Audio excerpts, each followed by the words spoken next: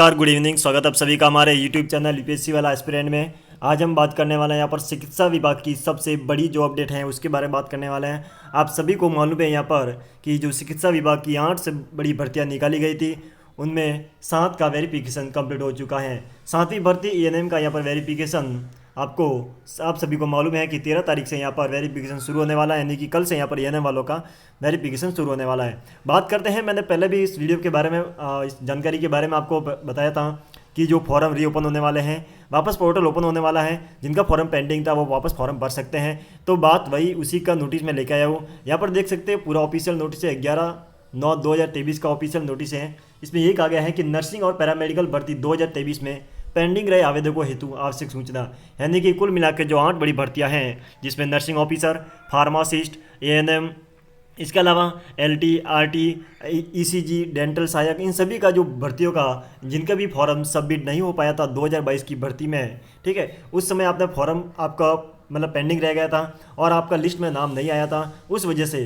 कुछ लोग यहाँ पर हाईकोर्ट में गए थे। तो हाईकोर्ट में याचिका दायर करने के बाद यहाँ पर हाईकोर्ट ने यहाँ पर वापस एक और मौका दे दिया है उन अभ्यर्थियों को जिनका फॉर्म पेंडिंग रहा था। अब बात करते हैं एक और बड़ी अपडेट कि आप सभी जिन्होंने भी फॉर्म भरा है उन सभी के लिए एक मोबाइल नंबर पर, मोबाइल नंबर आपको डाला होगा जो फॉर्म भरते समय, उसमें आपको एक अभी मैसेज आया होगा ई शिक्षा करके, ठीक है, ई शिक्षा करके आपको ओटीपी आया होगा। तो बिल्कुल सभी के लिए आया है, आपको यहाँ पर घबराना नहीं है। ई शिक्षा करके जो आपको यहाँ पर, ठीक है, ये शिक्षा करके आपको भी यहाँ पर कोई ओटीपी आया होगा। तो यहाँ पर कोई घबराना नहीं है कि ओटीपी किस वजह से आया है। ये इसलिए आया है क्योंकि वापस पोर्टल ओपन कर दिया गया है और ये सिर्फ ट्रायल चल रहा है, ठीक है, ट्रायल चल रहा है। आपको फॉर्म वापस भरने की जरूरत नहीं है, आपको फॉर्म संशोधित करने की जरूरत नहीं है। ये जो पोर्टल खोला गया है 13 से 19 के बीच में, यानी 13 तारीख से 19 सितंबर के बीच में जो पोर्टल ओपन किया गया है वो सिर्फ उन अभ्यर्थियों के लिए है जिनका फॉर्म पेंडिंग रह गया था। बात करते हैं पूरी जानकारी। राज्य स्वास्थ्य एवं परिवार कल्याण संस्थान जयपुर द्वारा नर्सिंग और पैरामेडिकल भर्ती 2023 के क्रम में नर्सिंग ऑफिसर, महिला स्वास्थ्यकर्ता,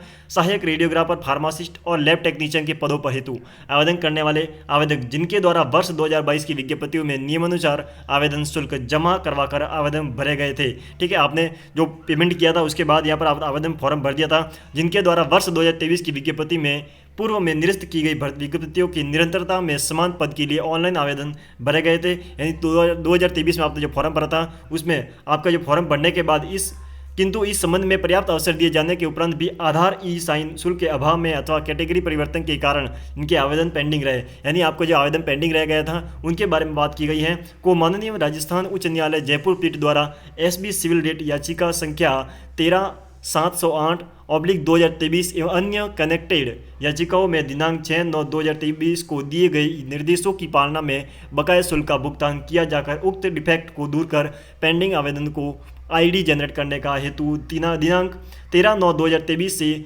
19/9/2023 यानी कि 13 सितंबर से 19 सितंबर के बीच में अंतिम अवसर प्रदान किया जाएगा। अब जिनको भी ये पेंडिंग बता रहा है उनको फीस पे करनी होगी।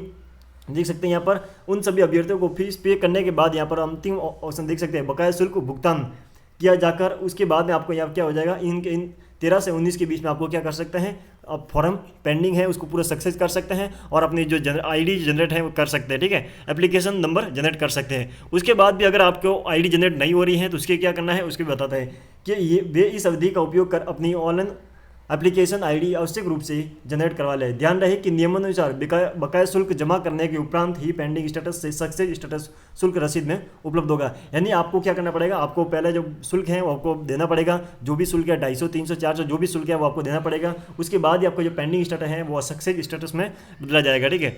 अगर यदि बकाया शुल्क जमा करने के उपरांत भी आईडी जनरेट नहीं हो रहा है या सक्सेस स्टेटस नहीं प्राप्त हो रहा है तो उसमें क्या करना है, आपको इस नंबर पे कॉल करना है, जो हेल्पलाइन नंबर दे रखा है, हेल्प डेस्क नंबर, ये जो नंबर दे रखा है इस नंबर पे कॉल करना है आपको 7413969555 पर संपर्क करना है।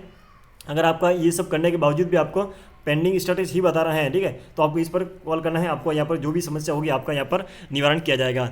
इसके बाद यहाँ पर बात की गई है कि जो माननीय न्यायालय द्वारा दिए गए निर्देशों के अनुसार उक्त प्रक्रिया का उद्देश्य केवल डिफेक्ट को दूर कर पेंडिंग आवेदकों पर आईडी जनरेट किए जाने हेतु अवसर दिए जाने से है। जिससे इन्हें भर्ती प्रक्रिया में नियमानुसार सम्मिलित किया जा सके। उक्त अवधि में किसी भी प्रकार से नवीन आवेदन, ये बहुत ही इंपॉर्टेंट न्यूज है, कोई यहाँ पर किसी प्रकार का नया फॉर्म नहीं भरा जाएगा, कोई यहाँ पर कैटेगरी चेंज नहीं करेगा, कोई यहाँ पर फॉर्म में संशोधन नहीं कर सकता है। ये फॉर्म सिर्फ और सिर्फ उन अभ्यर्थियों के लिए है जिनका फॉर्म पेंडिंग स्टेटस बता रहा था, ठीक है, उन सभी के लिए है। बाकी किसी के लिए फॉर्म ये वापस ओपन करने के या वापस फॉर्म भरने की यहाँ पर कोई जरूरी नहीं है और न ही फॉर्म वापस भरा जाएगा। तो आपको ये विशेष ध्यान रखना है, अगर कोई किसी को वापस फॉर्म भर रहा है, अगर आपने जनरल से फॉर्म भरा है और अभी चाहते हैं कि मैं ईडब्ल्यूएस से वापस फॉर्म भर दूं, तो उनके लिए नहीं है। ये सिर्फ और सिर्फ जो पेंडिंग स्टेटस बता रहा था उन्हीं के लिए फॉर्म पोर्टल खोला गया है 13 से 19 के बीच में, ठीक है। ये जो जानकारी थी ऑफिशियल जानकारी आपको मैं बता दिया है। अगर आप फॉर्म भरना चाहते हैं तो जो 2 साइट दे रखी है, राज्य स्वास्थ्य .nic या फिर sifu.rajasthan.com पर, इन दोनों साइटों पर जाकर आप फॉर्म पोर्टल ओपन कर सकते हैं और वहाँ से वापस आप जो पेंडिंग स्टेटस है उसको सक्सेस कर सकते हैं। बाकी अभ्यर्थी न तो इस पर कोई नया फॉर्म भर सकता है, न ही कोई फॉर्म में संशोधन कर सकता है। ये विशेष बात ध्यान रखना है, ये अभ्यर्थी सिर्फ पेंडिंग स्टेटस वालों के लिए। आई होप आपको जानकारी अच्छी लगी है तो वीडियो को शेयर कीजिए। अब इस प्रकार की जो 19 के बाद 19 तक यहाँ पर ये पोर्टल खुला रहेगा, 19 के बाद बंद हो जाएगा, उसके बाद प्रोविजनल लिस्ट आना शुरू हो जाएगी, ठीक है। तब तक के हमारा ENM को जो वेरिफिकेशन है वो भी कंप्लीट हो जाएगा और जो भी होगा प्रोविजनल लिस्ट आना शुरू हो जाएगी। आई होप आपको जानकारी अच्छी लगी है तो वीडियो को शेयर कीजिए, लाइक कीजिए। मिलते हैं नेक्स्ट वीडियो में, तब तक के लिए जय हिंद, जय भारत।